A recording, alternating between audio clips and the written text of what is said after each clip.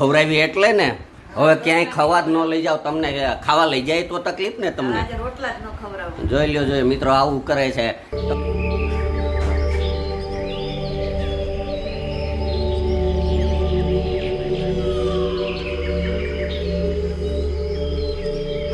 જય શ્રી કૃષ્ણ, રામ રામ સૌ મિત્રોને. આજના નવા વ્લોગમાં આપનું સ્વાગત છે. નાસ્તા પાણી કરી લીધા છે. આમ તો મેડમ ને વ્રજભાઈ કરે છે ને મેડમની તબિયત આજે બગડી ગઈ છે. આજે મોટામાં મોટો ઘટસ્ફોટ આ ચેનલ પર આપને જોવા મળે છે. આજે મેડમની તબિયત બગડી છે કારણ કે કાલે રગડા પેટીસ ને પાણીપુરી કેમ વ્રજભાઈ હે મારા કારણે હું લે એમાં મેં ક્યાં ધરાર ખવડાવી હતી. હા હા વ્રજભાઈ કોઈને કીધું તો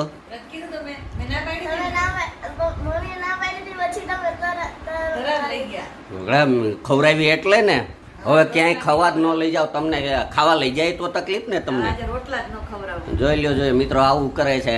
તબિયત એની બગડી ને રોટલા મને નથી ઘડી દેવાનું ના પાડે. ખાવા આવું હાલે. અત્યારે તો વાંધો નથી. અત્યારે ભાખરી ને ચા ને નાસ્તો કરી લીધો. બપોરે જે થાય હાલો ભાગીએ આપણે હવે ઓફિસે. ચલો મિત્રો આજ 1 એપ્રિલ એટલે એપ્રિલ ફૂલ બનાવવાનો દિવસ. પણ એપ્રિલ ફૂલ આપણે તો કાયમી એપ્રિલ ફૂલ જ જોઈએ. જો અત્યારમાં રૂપિયા ગણું છું. મેડમ એમ કહે કે 1 તારીખ છે તો લાવો ઘર ખર્ચના. એટલે આલ્યો મેડમ વ્રજભાઈ ને દર મહિને 1000 રૂપિયા દેવો પડે મારા એ ઘરમાં રહેવાનું. કેમ વ્રજભાઈ? એટલે હા તો મેડમ એમ કહે કે ઘર ખર્ચના આપો રૂપિયા તો તમને ક્યાંય રહેવા દે, બાકી નહીં. અત્યારે આ ઘર ખર્ચના દેવા પડે છે. એટલા બધા દેવાના હોય તો એટલા બધા તને દે તો હું કરી સીઝન છે એટલે હું કઈ દીધા કરવાના મારે કમાયા કરવાના ને ઓલું કરવાનું ગણીને આપવું. એની અંદરથી 10 રૂપિયાનો નોટ નીકળશે એટલે મેડમ ને દઈ દો. અડધા દેવા પડે, અડધા તો રાખવા પડે ને બાકી આપણે શું કરવું?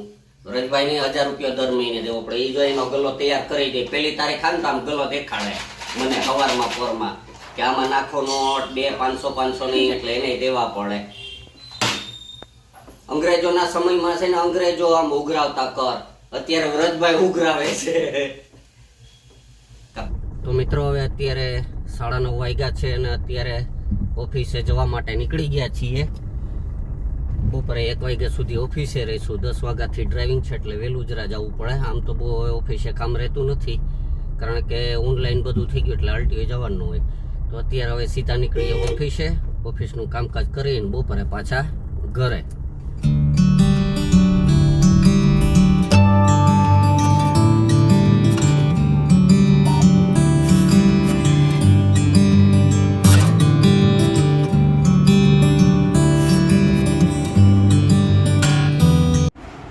જો મિત્રો વ્રજભાઈ છે તો લંબાવ્યા છે આજે.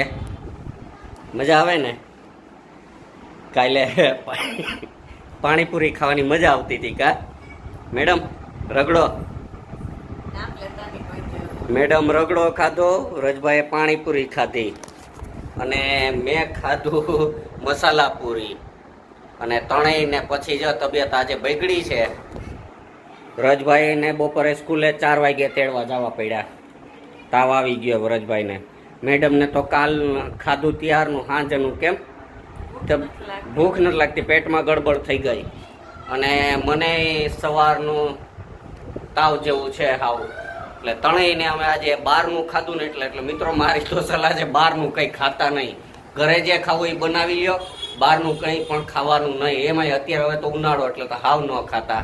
કેમ વ્રજભાઈ જાવું ખાવા બહાર? દાંત કાઢે.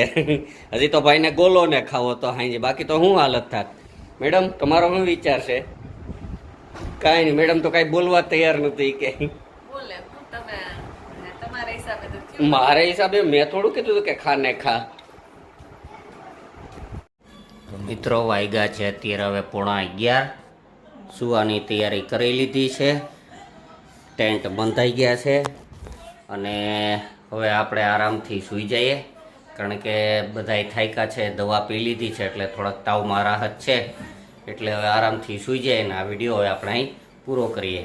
આજનો વિડીયો પસંદ આવ્યો તો લાઈક કરજો, શેર કરજો અને કોમેન્ટ કરવાનું ભૂલતા નહીં. અને ચેનલ પર નવા તો ચેનલને સબસ્ક્રાઈબ કરી દેજો. ચાલો મળીએ આવતીકાલે એક નવા વિડીયોમાં. ત્યાં સુધી બાય બાય.